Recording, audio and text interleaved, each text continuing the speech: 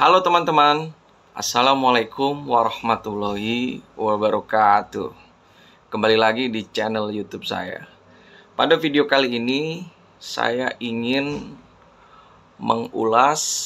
mengurai tentang apa yang disebut sebagai logical fallacy, ya, atau kesesatan logika, atau kekeliruan logis, dan sebagainya. Teman-teman, saya ingin memberi semacam saya nggak sebut sebagai isu ya. Jadi saya tidak memilih ini sebagai isu ya, karena memang ini fakta material yang kerap terjadi pada kehidupan sehari-hari.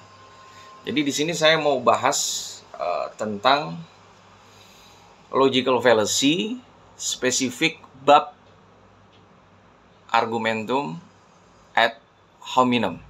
Ya. Apa itu argumentum ad hominem?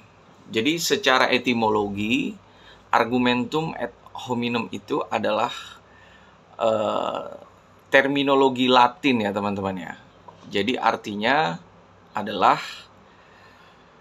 menyerang kepribadian orang ya. Jadi sebagai contoh misalnya ada dua orang atau lebih sedang berdiskusi, sedang berupaya untuk melahirkan pemikiran, lalu karena adanya kelumpuhan intelektual dari salah satu pihak, kemudian ada serangan-serangan pribadi, serangan-serangan secara personal ya. Jadi argumentum ad hominem ya, ad hominem itu dihasilkan dari orang yang lumpuh secara intelektual ya. Jadi intelektualnya nggak ada ya. Jadi saya mau kasih contoh begini ya. Jadi saya kemarin sore itu mengundang seorang lawyer ya datang ke kantor saya untuk pembahasan penyelesaian masalah, sehingga kita sama-sama sepakat untuk mengesampingkan niatan untuk datang ke pengadilan. Jadi saya mau kasih option, ayo kita damai daripada kita berselisih di pengadilan.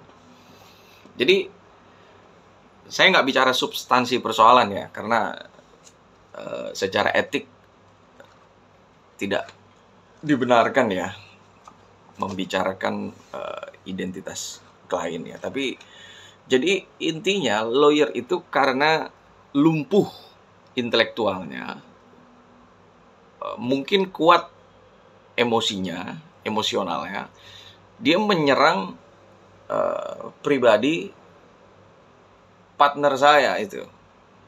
Jadi dengan mengatakan sok pintar, sok mengerti gitu. Jadi itu pernyataan yang nggak ada isinya, itu resultantenya 0 gitu ya. Jadi kasus-kasus semacam itu banyak terjadi atau kerap kali terjadi pada kehidupan sehari-hari kita teman-teman ya. Misalnya contoh lain tuh ada seorang kiai misalnya, seorang kiai.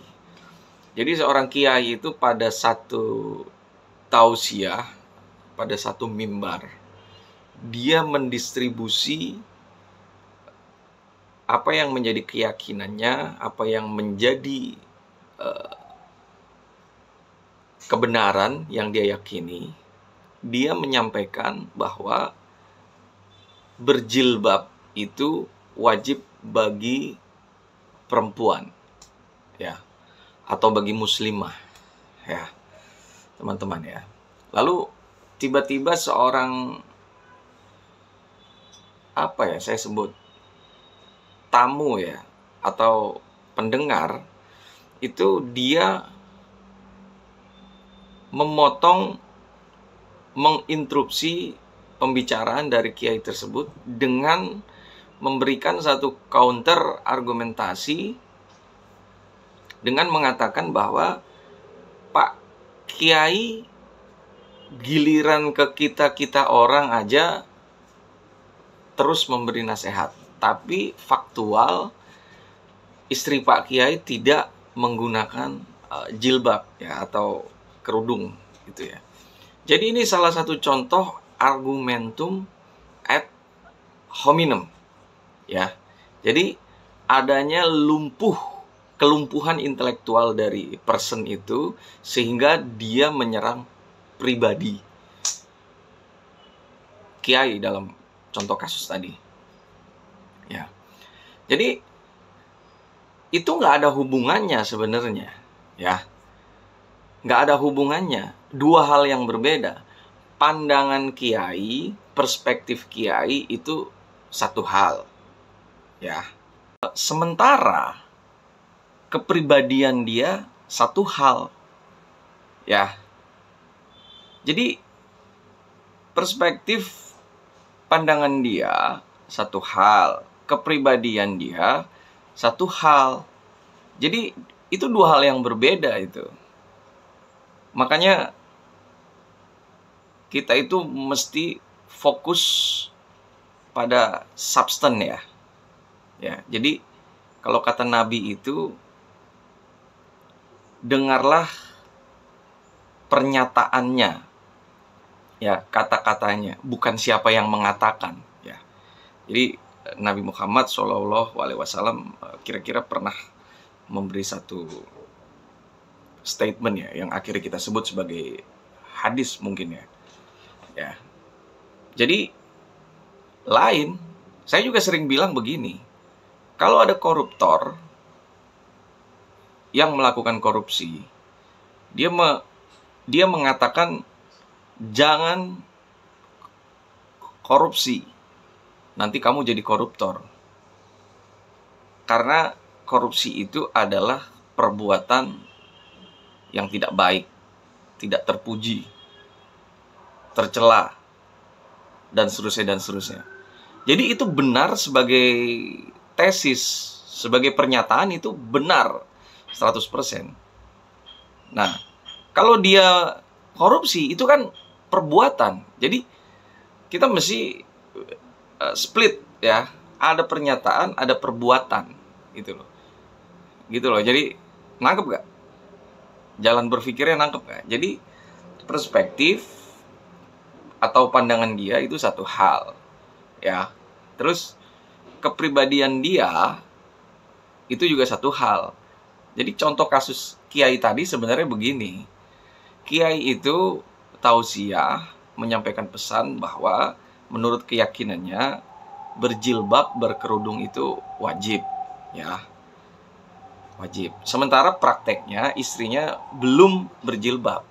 Jadi itu kalau kita buat satu asumsi, mungkin saja kiai itu sudah menyampaikan pesan ke istrinya bahwa jilbab itu wajib.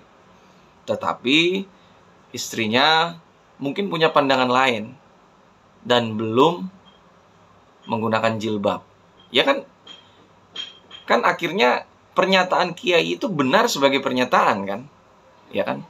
Kepribadian istrinya kan itu soal lain. Gitu loh.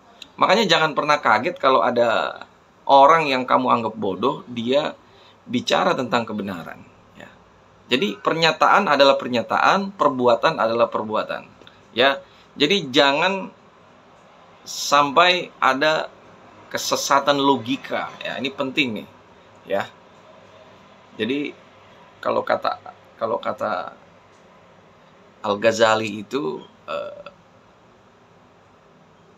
orang yang tidak belajar ilmu logika patut diragukan kredibilitasnya. Oke? Terima kasih. Assalamualaikum warahmatullahi wabarakatuh. Sampai ketemu di video selanjutnya.